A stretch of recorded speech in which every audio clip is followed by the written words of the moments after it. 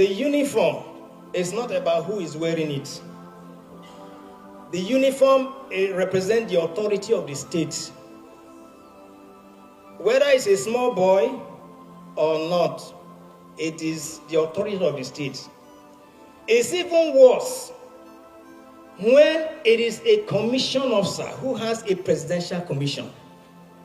And so when you make such, people will now think that when you see a military man, you should slap him. This is a jungle. Even police, why will you do that to a policeman?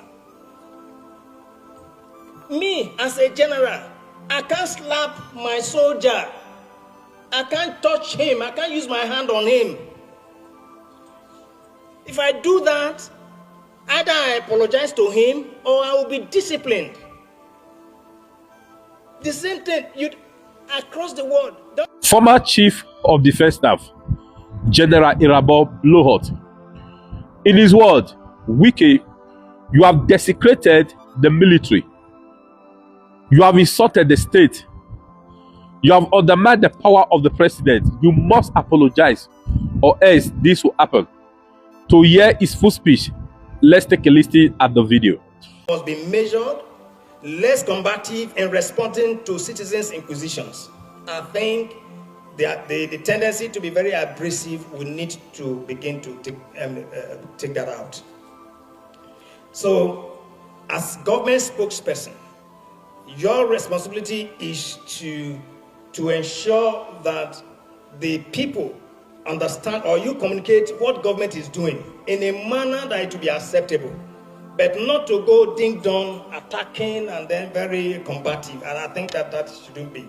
The whole essence is that, you'll be able to, spokespersons must be measured, possessing the aptitude for restraint, maturity, and controlled communication. Controlled messaging, to be able to build confidence in the people, and not for you, after you have finished speaking, everybody is angry with you, and even angry with government, even when government has done well. And I think this is what we need to do. Now, before I conclude, I made mention that, I was going to say a few things, which has to do with, it has relationship with even counterterrorism. Just a few days ago, we saw an incident between the Honorable Minister for the FCT and the military officer. And there have been a lot of representation that I've read in the media, which I thought that some, of course, got a point, others did not. They missed the point completely, and including a representation by a son. With all due respect, I think he misses the point. Now, what is it? The uniform is not about who is wearing it. The uniform represents the authority of the state. Whether it's a small boy or not, it is the authority of the state. It's even worse when it is a commission officer who has a presidential commission. And so when you make such disparaging comments, you have desecrated the oath. You have desecrated the oath. What you have told the commander-in-chief and the authority that invested that position on him is that they are fools. So it is wrong. And I think that for the media, it is not about, in any case, law has two ends. For those, we also studied law. I'm not learned, but then in military law, we also taught that for you to be able to establish a crime, there are two elements: actus reus and mens rea. Actus reus, meaning that, was this thing done? Is there something that was done? And then the mens rea, what is the intention behind it? So when a son says that the minister has authority over land and it's not the duty of a soldier, that is not the issue. Now, if you have any reason to believe that what the young man is doing, there is a channel.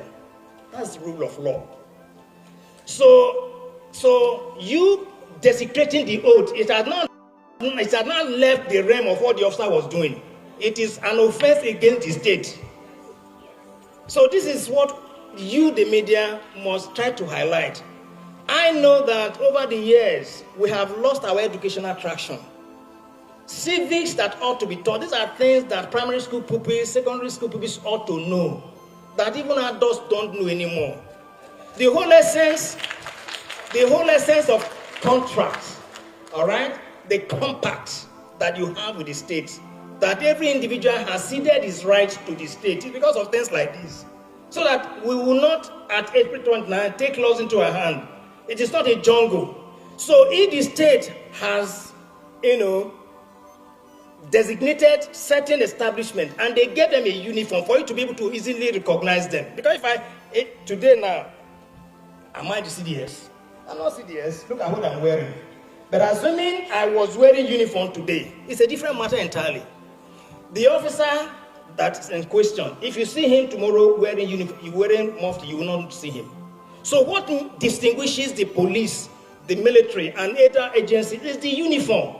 And so we should respect and honor the uniform. And that's what we should tell our children. That every Nigerian, when you see them, are they doing what is right? They may not be doing what is right.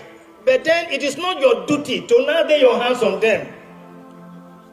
So otherwise, we're in a jungle. That's exactly what's happening.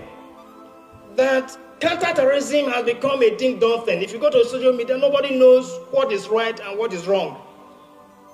What was done with good intention is misinterpreted because of sins like that. And that's why I thought that since we're talking about media, terrorism, and national security, addressing the complexities, this is a part and parcel of the complexities that will give a wrong impression to those tomorrow. People will now think that when you see a military man, you should slap him. It's a jungle. Even police, why will you do that to a policeman? Me, as a general, I can't slap my soldier.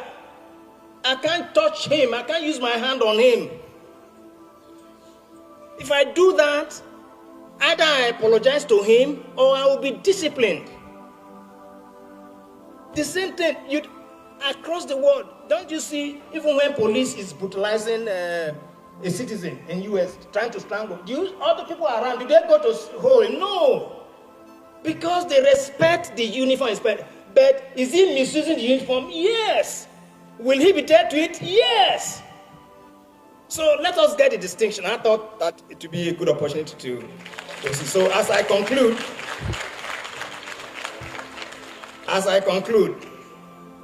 what I need us to take away is that we were reminded yesterday that as editors of the media, we are the last man standing. But then, because we are dealing with national security issues, you as last man standing, you do not have the sword to protect you. So if the first man, the second man, and third man are all dead, what becomes of you? So no. When some people listen to you and they say that you're demarketing Nigeria. Demarketing Nigeria. The West is not stupid. The world sees us. They know the emperor is naked. They see us. The world has become, in truth, a global village. The Natasha Akpoti thing was on Sky News a couple of days back. I've been on international websites and I'm seeing them discussing us.